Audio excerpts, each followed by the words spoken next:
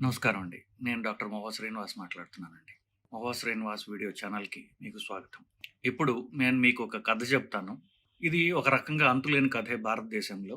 ఆ కథ ఏంటో మీరు వినండి. విన్న తర్వాత మీ అభిప్రాయాలకు మీరు రావచ్చు. సో, కలకత్తాలో ఒక ఇద్దరు వృద్ధ దంపతులు, మిడిల్ క్లాస్ వృ దంపతులు ఉన్నారు. వాళ్ళకి ఒక కూతురుంది. అమ్మాయికి 31 ఏళ్ళు. చిన్నప్పటి నుంచి చక్కగా చదువుకుని గవర్నమెంట్ కాలేజీల్లో సీటు సంపాదించగలిగినటువంటి బ్రైట్ స్టూడెంట్. ఎంబీబీఎస్ చదివింది. తర్వాత మళ్ళీ ఈ రోజుల్లో ఆల్ ఇండియా ఎంట్రన్స్ కాబట్టి పీజీ ఎంట్రన్స్ కూడా రాసింది.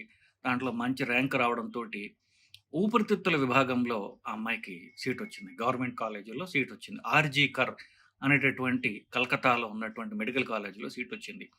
మొదటి సంవత్సరం అయిపోయింది. రెండో సంవత్సరం కూడా నడుస్తోంది. శనివారం పొద్దున్న ఆ లేడీ ఎవరైతే ఉన్నారో తల్లిదండ్రుల్లో ఆవిడకి ఫోనొచ్చింది పొద్దున్నే. మీ అమ్మాయి పలానా అమ్మాయి పేరు చెప్పారు. సో, మీ అమ్మాయి పలానా అమ్మాయి మీ అమ్మాయేనా? అంటే మా అమ్మాయే బాబు. సో, ఆ అమ్మాయి సూసైడ్ చేసుకొని చనిపోయిందండి. మీరు తొందరగా రండి హాస్పిటల్‌కి అని చెప్పారు. ఆవిడ స్థిరంగా షాక్‌కి గురయ్యి, ఎంతో తీవ్రమైనటువంటి షాక్‌కి గురయ్యి, తన స్నేహితురాలైన పక్కింటి ఆవిడ దగ్గరికెళ్ళి, "అంతా అయిపోయిందమ్మా, ఇలా ఫోనొచ్చింది నాకు" అని ఏడుస్తుంటే, ఆవిడ ధైర్యం చెప్పి వీళ్ళకి, "పదండి నేను వస్తానని" చెప్పేసి, పాపం మా పెద్దవాళ్ళైనటువంటి ఆ దంపతులతో పాటు ఈవిడ గూడా హాస్పిటల్‌కి వెళ్ళింది. హాస్పిటల్‌కి వెళ్ళి, నాకు ఫోనొచ్చింది హాస్పిటల్ నుంచి. మా అమ్మాయి ఏదో చనిపోయిందని ఫోనొచ్చిందయ్యా. ఎంతవరకు నిజం మాకు చూపించండి అంటే, "అలానమ్మా మీరిక్కడ వెయిట్ చేయండి. మేము పిలుస్తాము" అని జెప్పారు. కూర్చున్నారు. అరగంట, ముప్పావు గంట, గంట, గంటన్నర, 2 గంటలు, 3 గంటలయిపోయింది. వీళ్ళు కూర్చునే ఉన్నారు తప్ప ఎవరు వాళ్ళ అమ్మాయికి అసలు ఏమి జరిగింది? ఎందుకు సూసైడ్ జేసుకుంది? అసలు చనిపోయిందా? నిజంగానే చనిపోయిందా? అని షాక్‌లో ఉంటారు గదా! నిజంగా చనిపోయిందా? మా అమ్మాయినా? వేరే అమ్మాయినా? అనేటువంటిది ఒక భయంకరమైనటువంటి షాక్‌లో ఉన్నారు. తండ్రి 3 గంటలయిన తర్వాత ఇక టెన్షన్ తట్టుకోలేక వెళ్ళి అక్కడ ఎవరైతే ఉంటారో ఆ సెక్యూరిటీ వాళ్ళని, "బాబు, నేను 3 గంటలయింది వచ్చి మా అమ్మాయికి ఇలా అయిందని చెప్తున్నారు. నిజం అబద్ధం గూడా మాకు తెలీదు. మా అమ్మాయిని మమ్మల్ని చూడనివ్వండి" అని గట్టిగా ఆయన మాట్లాడటంతోటి, "సరే, సరే, ఒక్క నిమిషం ఉండండి" అని లోపలికెళ్ళి కెమెరాలో ఓ ఫోటో తీసుకొచ్చి చూపించాడు. ఆ ఫోటోలో ఉన్న మొఖము ఈయన కూతురిదే. అంతే కాకుండా ఆ అమ్మాయికి ఇక్కడ పెదవి దగ్గర చిట్లి ఇదంతా రక్తం వస్తోంది. కళ్ళంతా కూడా రక్తంతో నిండి ఉన్నాయి. ఆ ముఖంలో జీవం లేదు.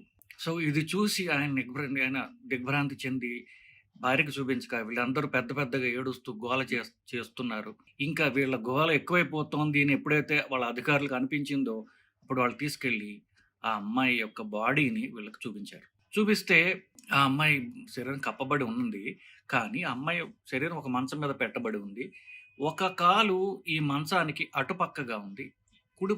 ఒక కాలు మంచానికి ఇటుపక్కగా ఉంది. అంటే వీళ్ళు పాపం లోవర్ మిడిల్ క్లాస్ అంతా చదువు గూడా వాళ్ళకి తెలీదు. అంత లాజిక్ కూడా తెలీదు. ఈ పక్కన ఇంటి ఆవిడ ఉంది చూసారా? ఆవిడ కాస్త చదువుకున్న ఆవిడ. ఆవిడ చూసింది. చేసి కాళ్ళు ఇంత విడిపోయి ఉన్నాయి అంటే ఇక్కడ ఉన్నటువంటి హిప్ జాయింట్ ఏదైతే ఉందో అది విరిగితే కానీ ఇలాగ రాదు. 2 జాయింట్లు విరిగిపోయాయా అన్నటువంటిది ఆవిడకి అర్థమైంది. తర్వాత మొఖం చూస్తే కళ్ళలో రక్తం వచ్చి ఉన్నది. సో, ఇది వాళ్ళు చూసింది. సో, "మీ అమ్మాయి చనిపోయిందమ్మా" అని అప్పుడు చెప్పారు తర్వాత. ఒక రేప్ జరిగింది. రేపు జరిగింది అనుకుంటున్నాం మేము. మీ అమ్మాయి అయితే చనిపోయింది అని చెప్పారు. సరే, ఈ స్టోరీ పక్కన పెట్టి ఆ తల్లిదండ్రుల బాధ, దిగ్భ్రాంతి, కోపము ఎంత దారుణంగా ఉంటుందో ఒక్కసారి మనం ఊహించుకోవచ్చు. ఈ అమ్మాయి పరిస్థితి చూడండి. ఎంత దారుణాతి దారుణంగా ఆమె ట్రీట్ చేయబడింది. ఇప్పుడు అది జరిగిన విషయం. ఇప్పుడు ఆ అమ్మాయి సెకండ్ ఇయర్ చదువు ఎండీ పల్మనాలజీ చదువుతున్నటువంటి స్టూడెంట్. ఒక్క నిమిషము ఈ క్రైమ్ గురించి మాట్లాడే ముందు లైఫ్ ఆఫ్ ఎ డాక్టర్ గురించి, జూనియర్ డాక్టర్ గురించి హౌస్ సర్జన్‌లు, ఈ పీజీ చేస్తున్నటువంటి, పోస్ట్ గ్రాడ్యుయేట్ కోర్స్ చేస్తున్నటువంటి చిన్న చిన్న పిల్లలు, వాళ్ళ లైఫ్ ఒక్కసారి మీకు డిస్క్రైబ్ చేస్తాను. నేను ఇట్లాంటి వాటిలోంచి నేనొచ్చాను కాబట్టి, ఆ బాధ అవన్నీ నాకు తెలుసు. వాళ్ళు 25 ఏళ్ళు హౌస్ సర్జన్ లేకపోయినా హౌస్ సర్జన్ చేసే కొడుకు గూడా ఉన్నాడు.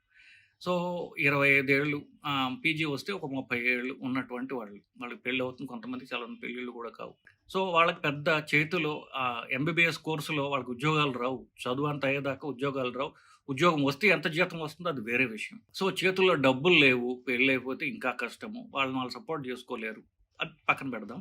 ఈ నైట్ డ్యూటీలనేటివి ఉంటాయి వాళ్ళకి. చాలా బ్రాంచులకి క్లినికల్ బ్రాంచులు ఏవైతే అందరూ పోటీ పడతారో క్లినికల్ బ్రాంచ్‌లో నైట్ డ్యూటీలు ఉంటాయి. నైట్ డ్యూటీల్లో ఈ హౌస్ సర్జన్‌లు కానివ్వండి, ఈ పోస్ట్ గ్రాడ్యుయేట్స్ అంటే ఎప్పుడైతే pulmonology, general medicine, general surgery ఇట్లాంటి చదివే వాళ్ళు ఎవరైతే ఉంటారో వాళ్ళకి కనీసం 48 గంటలు, 36 గంటల పాటు నైట్ డ్యూటీలు ఉంటాయి. అంటే ఇవాళ పొద్దున్న నైట్ డ్యూటీకి అంటూ మొదలుపెడితే 8 గంటలకి రేపు రాత్రి 8 గంటల దాకా వాళ్ళు డ్యూటీలోనే ఉంటారు.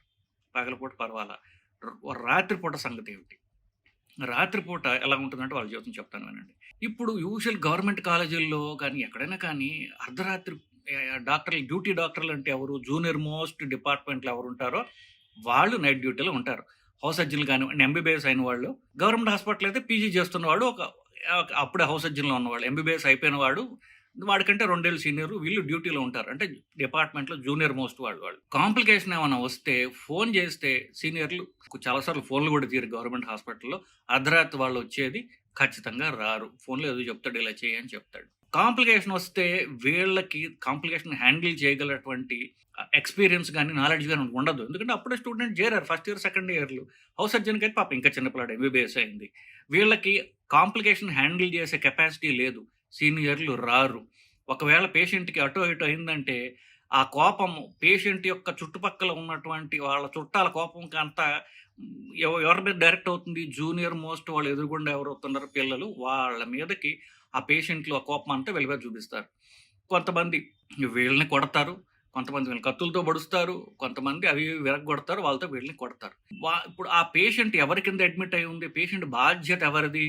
ఆ డిపార్ట్‌మెంట్‌లో సీనియర్ మోస్ట్ కన్సల్టెంట్‌ది. అతని కింద పనిచేస్తున్నాడు ఇతను. సో, ఈ పేషెంట్ యొక్క డెసిషన్స్ జబ్బేమిటి? దానికి ఏ ట్రీట్మెంట్ చేయాలనే బాధ్యత ఎవరిది? సీనియర్‌ది. అతని మీద వీళ్ళ కోపం డైరెక్ట్ ఎదురుగుండా ఎవరుంటే వాడి మీద ఈ కోపం అంతా డైరెక్ట్ చేస్తుంటారు. సో, లైన్ ఆఫ్ అటాక్‌లో ఉన్నది ఎవరు? జూనియర్ మోస్ట్ పీపుల్ పాపం. వీళ్ళు నిజంగా డెసిషన్‌లు వీళ్ళు తీసుకోలా. ఎవరో డెసిషన్‌లు ఇంప్లిమెంట్ చేస్తున్నారు అంతే. దానికి కాంప్లికేషన్ వస్తే దెబ్బలు తింటున్నారు. ఒక్కొక్కసారి కత్తిపోట్లకు గురవుతున్నారు. తమిళనాడులో 3, 4 నెలలకు ఒక మంది కత్తిపోటుకు గురైంది. ఇది ప్రతినిత్యం జరిగేటటువంటిది. ప్రైవేట్ హాస్పిటల్‌లో, గవర్నమెంట్ హాస్పిటల్‌లో జరిగేది. గవర్నమెంట్ హాస్పిటల్‌లో పీజీ స్టూడెంట్స్ ఉంటారు. వీళ్ళకి ఈ గవర్నమెంట్ హాస్పిటల్‌లో వీళ్ళకి సెక్యూరిటీ ఇవ్వడానికి గల డబ్బులు గవర్నమెంట్ హాస్పిటల్‌కి గానీ, అథారిటీస్ కానీ లేవు. ఉన్న సెక్యూరిటీ వాళ్ళు పెడతారు. వాళ్ళెవరుంటారు? 60 ఏళ్ల పైబడి ఏదో పల్లెటూరు నుంచి వచ్చి ఏదో సెక్యూరిటీ ఉద్యోగం చేసుకునడానికి ఒక పెద్దాయన ఒకాయన ఎవరో పాపం ఒక ముసలాయన ఆయనకేదో యూనిఫార్మ్ ఏసుకొని బయట కూర్చొని కాసేపు పగలంతా ఫోన్‌లు చూసుకుంటూ రాత్రి తూలుతూ కూర్చునుంటాడు. ఆయన సెక్యూరిటీ వీళ్ళకిస్తాడా? సో, అసలు అంటే నిజంగా సెక్యూరిటీ ఇవ్వలేని వాళ్ళని, దౌర్బల్యం ఉన్న వాళ్ళని, రిటైర్డ్ పీపుల్‌ని తీసుకొని సెక్యూరిటీ గార్డుల కింద పెట్టి వాళ్ళ వల్ల హాస్పిటల్‌కి ఉపయోగం లేదు. డాక్టర్‌లకి అంతకంటే ఉపయోగం లేదు. సో, సెక్యూరిటీని ప్రొవైడ్ చేయడానికి హాస్పిటల్‌కి డబ్బులు లేవు. వాళ్ళు చేయడానికి వాళ్ళకి ఇంటెంట్ అంటే వాళ్ళకి ఉద్దేశ్యం కూడా లేదు బేసికల్లీ. ఏదో నడుపుదాం బేసికల్లీ అంటున్నారు. సో, అర్ధరాత్రి ప్రాబ్లమ్ వస్తే వాళ్ళని కాపాడటానికి ఎవ్వరు లేరు. ఇదే సిట్యుయేషన్. ఒక ఆడపిల్ల ఉందనుకోండి. ఒక హౌస్ సర్జనో, పీజీ ఉందనుకోండి. అమ్మాయి గతేంటి? సో, అది ఇంకా దారుణాతి దారుణం. ఒకటి. ఇది one side of the story. Second side మీరు ఒక కుక్కని కుక్క అన్నారనుకోండి. అది తిట్టు కాదు కదా! దాని పేరది. ఒక మృగాన్ని మృగం అన్నారనుకోండి. అది తిట్టు కాదు దాని నేచర్ అది. ఒక మగవాడు మృగం అనటంలో తప్పేమి కాదు. మగవాడంటేనే మృగం. వాడు తాగాడనుకోండి. వాడు నరరూప రాక్షసుడు. నరరూప రాక్షసుడిని రాక్షసుడా అన్నామనుకోండి. తిట్టు కాదు కదా! వాడి నేచరే అది. సో, మగాళ్ళు ఎప్పుడు తాగుతారు? రాత్రిళ్ళు తాగుతారు. సో, రాత్రిళ్ళు వీళ్ళలో రాక్షసులు బయటకొస్తారు. కొంతమంది ఆల్రెడీ నేర ప్రవృత్తి ఉన్నవాళ్ళు సైకోపాత్స్ అంటారు. బోర్డర్ లైన్ సైకియాట్రిక్ డిజార్డర్ వీళ్ళు పిచ్చాళ్ళు. ఈ పిచ్చాళ్ళు ఎప్పుడైతే తాగుతాడో ఆ పిచ్చని ఇది ఇంకా రేకెత్తిస్తుందనమాట. వాడి ఇన్హిబిషన్స్ పోతాయి. సో, వాడు పిచ్చాడల్లా నరరూప రాక్షసుడి కింద తయారవుతాడు. ఈ హౌస్ సర్జన్‌లు, డాక్టర్లు ఇట్లాంటి వాళ్ళు హాస్పిటల్‌లో తిరుగుతున్నారనుకోండి. ఏ పేషెంట్ అటెండెంట్ కిందనో, లేకపోతే సెక్యూరిటీ గార్డుల కిందనో ఏదో ఒక అంశంలో హాస్పిటల్ తిరుగుతున్నాడనుకోండి. వాళ్ళకి లైన్ ఆఫ్ అటాక్ ఏంటి? ఎదురుగుండా కనిపించే నర్సులు, పాపం నర్సులు కూడా చిన్న చిన్న పిల్లలుంటారు. నర్సులు, డాక్టర్లు. వీళ్ళు. సో, వీళ్ళకి ప్రొటెక్షన్ ఎక్కడి నుంచి ఉంది? వాళ్ళ హాస్పిటల్ కానివ్వండి వాళ్ళు ప్రొవైడ్ చేయడం లేదు. చేయలేరు. గవర్నమెంట్ హాస్పిటల్ కదా! ఇంకా we don't expect much. So, ఇది పరిస్థితి. ఇప్పుడు మనం దీనికి సొల్యూషన్ ఏంటి అంటారు. నేను చెప్పినట్టుగా మృగాన్ని ఎన్ని తిట్టినా మృగమే. వాడిని ఊరేసినా, వాడికి ఎన్ని కష్టాలు పెట్టినా హి డిజర్వ్స్ ఇట్. దాని గురించి మనం మాట్లాడట్లా. మనం మాట్లాడాల్సిందేంటి? ఇక్కడ ఉన్నటువంటి స్టూడెంట్సు మగవాళ్ళైనా సరే, ఆడవాళ్ళైతే ఇంక డెఫినిట్‌గా వాళ్ళని వాళ్ళు కాపాడుకోవటం అనేది నేర్చుకోవాలి. కాస్త తెలివితేటలుగా ఉండాలి. వాళ్ళని తప్పు అంటలా. కాస్త తెలివిగా ఉండాలి. ఎట్లాగా మనల్ని మనం ప్రొటెక్ట్ చేసుకోవాలి అనేటటువంటిది వాళ్ళకి తెలియకపోతే వాళ్ళని వాళ్ళు రిస్క్‌లో పెట్టి ఇది కెరియర్ అంతా కూడా అవసరం వాళ్ళకి. ఎందుకంటే నైట్ డ్యూటీలు కానివ్వండి, పగలైనా కానివ్వండి. వాళ్ళని వాళ్ళు ఎలా కాపాడుకోవాలి వాళ్ళకి తెలియడం అనేది అవసరం అసలు బేసికల్లీ. ఆడపిల్లలకి మరీ అవసరం. సో, వాళ్ళకిచ్చే నేను సలహా ఏమిటి? ఫస్ట్ మీరు అసలు ఇంకోటి చెప్తున్నా. ఇప్పుడు నైట్ డ్యూటీలు అంటున్నారు గదా! నైట్ డ్యూటీల్లో ఆ రాత్రంతా పనుండదు గదా! పేషెంట్‌లందరూ నిద్రపోతారు. సో, అర్ధరాత్రి ప్రాబ్లమ్ వస్తే తప్ప వీళ్ళకి అట్‌లీస్ట్ 3, 4 గంటలైనా పడుకోవడానికి ఉంటుంది. ఎక్కడ పడుకోవాలి? కొన్ని చోట్ల నైట్ డ్యూటీ రూమ్‌లుంటాయి. కొన్ని చోట్ల నైట్ డ్యూటీ రూమ్‌లు గూడా ఉండవు. ఎక్కడో చోట కూర్చోవాలి. నైట్ డ్యూటీ రూమ్ ఉంటే అది అన్‌సేఫ్. నైట్ డ్యూటీ రూమ్ లేదు అని మీరు భయపడకండి, బాధపడకండి. నైట్ డ్యూటీ రూమ్ ఉంటే అది పెద్ద తలనొప్పి. అక్కడ మీరు ఒక్కళ్ళే పడుకోవాలి కాబట్టి. నైట్ డ్యూటీ రూముల్లో ఆడపిల్లలు పడుకోకండి. మీరు కష్టమో, నష్టమో ఆ వార్డులో మధ్యలో ఉన్నటువంటి టేబుల్ దగ్గర మీకు కొన్ని కొన్ని సిస్టర్సు, నర్సెస్ వాళ్ళు ఉంటారు. వాళ్ళ మధ్యన ఉండండి. సో, మనుషుల మధ్యన ఉండండి. నైట్ డ్యూటీ రూములు ఉన్నా లేకపోయినా నైట్ డ్యూటీ రూమ్‌లో ఒంటరిగా పడుకోకండి. ఒంటరిగా ఉండకండి. మిమ్మల్ని మీరు కాపాడుకోవాలంటే మనుషుల మధ్యన ఉండాలి. మిమ్మల్ని ఫిజికల్‌గా అటాక్స్ వచ్చినప్పుడా మీ చెడు మాట్లాడాలి, మీరు కాపాడాలన్నా వాళ్ళకి మీరు మధ్యలో ఉంటేనే కదా వాళ్ళు మిమ్మల్ని కాపాడగలరు. సో, నెక్స్ట్ మిమ్మల్ని మీరు కాపాడుకునేందుకు పెప్పర్ స్ప్రే అనేటటువంటి ఒక పరికరం వస్తోంది. అది ఒక స్ప్రే లాగుంటుంది. మన పెర్ఫ్యూమ్ స్ప్రే లాగుంటుంది. దాంట్లో మిరియాల పొడి అవి యేసుంటాయి. అదేస్తే మొహం అంతా మండుతుంది వాళ్ళకి. సో, పెప్పర్ స్ప్రే అనేది మీ బ్యాగ్‌లో అనుక్షణం పెట్టుకోండి. హాస్పిటల్‌లో మీకు చెప్పక్కర్లేదు గదా! సెలైన్ ఎక్కించడానికి వాటికి సూదులుంటాయి. ఒక బండ సూది ఒకటి క్యాప్ పెట్టుకొని మీ బ్యాగ్‌లో పెట్టుకోండి కనీసం. సో, మిమ్మల్ని మీరు కాపాడుకోండి. కత్తులకి నేను పెట్టుకోమట్ల. సూదైనా పెట్టుకోండి. మనుషులు మిమ్మల్ని మీరు కాపాడుకోవడానికి. పెప్పర్ స్ప్రే తప్పనిసరిగా పెట్టుకోండి. ఐవీ నీడిల్స్ ఒకటో, రెండో మీ బ్యాగ్‌లో తప్పనిసరిగా పెట్టుకోండి. కనీసం జేబులో అయినా పెట్టుకోండి అది. నెక్స్ట్ ఎప్పుడు ఒంటరిగా ఉండకండి. ఆడపిల్లైనా, మగపిల్లైనా సరే అటాక్ ఎవరి మీదకైనా రావచ్చు. ఆడపిల్లలకైతే ఇంకో రకమైన అటాక్స్ ఉంటాయి. మగపిల్లలకి ఇంకో రకమైన అటాక్స్ ఉంటాయి. సో, ఒంటరిగా డ్యూటీ రూమ్స్‌లో ఉండకండి. ఎప్పుడు కూడా మనుషుల మధ్యన, నర్సెస్ మధ్యన, పేషెంట్‌ల మధ్యన ఉండండి. కనీసం పేషెంట్‌లన్నా మిమ్మల్ని అరవగలరు గట్టిగా లేకపోతే. మిమ్మల్ని మీరు కాపాడుకునేందుకు ఇంకా ఏమన్నా వీడియోస్ ఉంటాయా? సెల్ఫ్ ప్రొటెక్షన్ వీడియోసే ఉంటాయి. అవన్నీ చూడండి. సో, బేసికల్లీ నేను చెప్పినట్టుగా అథారిటీస్ నుంచి మీకు సపోర్ట్ రాదు. ఏదో కొన్ని నెలలు, కొన్ని సంవత్సరాలు హడావిడి జేస్తారు. ఇది తగ్గిపోతుంది. ఇంకొకటొస్తుంది. సో, భారతదేశము rape capital of the world. ప్రపంచంలో అత్యధిక రేప్స్, మర్డర్స్ ప్రతి రేప్ తర్వాత ఒక మర్డర్ ఉంటుంది. ఎందుకు రేప్ చేసేవాడు వాడి ఐడెంటిటీ కాపాడుకోవడానికి వాడు చేసేటటువంటి ఇంకొక దౌర్భాగ్యపు పని. సో, ఇది ప్రపంచంలో అన్నిటికంటే ఎక్కువ భారతదేశంలో ఉన్నాయి. సో, ఆడపిల్లలు మీరు మిమ్మల్ని మీరే కాపాడుకోవాలి. ఎవరో వస్తారు, ఏదో చేస్తారని ఎదురు చూసి మోసపోకమా అన్నాడు మహాకవి శ్రీశ్రీ. అథారిటీస్ రారు. గవర్నమెంట్ మీకు హెల్ప్ చేయదు. మిమ్మల్ని మీరే కాపాడుకోవాలి. మీరు ఎలా అనునిత్యం మిమ్మల్ని మీరు కాపాడుకోవడానికి ఏవేమి చేయాలి అనేటటువంటి వాటి మీద చెప్పాను. పెప్పర్ స్ప్రే పెట్టుకోండి, నీడిల్స్ పెట్టుకోండి, దువ్వెన పెట్టుకోండి. కోంబ్ అంటారు కొంతమంది. ఆ దువ్వెనతో గీరొచ్చు అని చెప్పేసి. లేకపోతే సెల్ఫ్ హెల్ప్ వీడియోస్ అవేమైనా ఉంటే చూసి ఎక్స్‌ట్రా స్కిల్స్ నేర్చుకోండి. ఇవి మీకు ఎంతో ఉపయోగం. మొదట నెవర్ బీ అలోన్. ఎప్పుడు మనుషుల మధ్యనే ఉండండి. నర్సెస్‌తోని మెయిన్ టేబుల్ ఉంటుంది చూసి అక్కడ నైట్ డ్యూటీ రూముల్లో పడుకోకండి. ఇవి నాకు తెలిసిన కొన్ని చెప్తున్నా.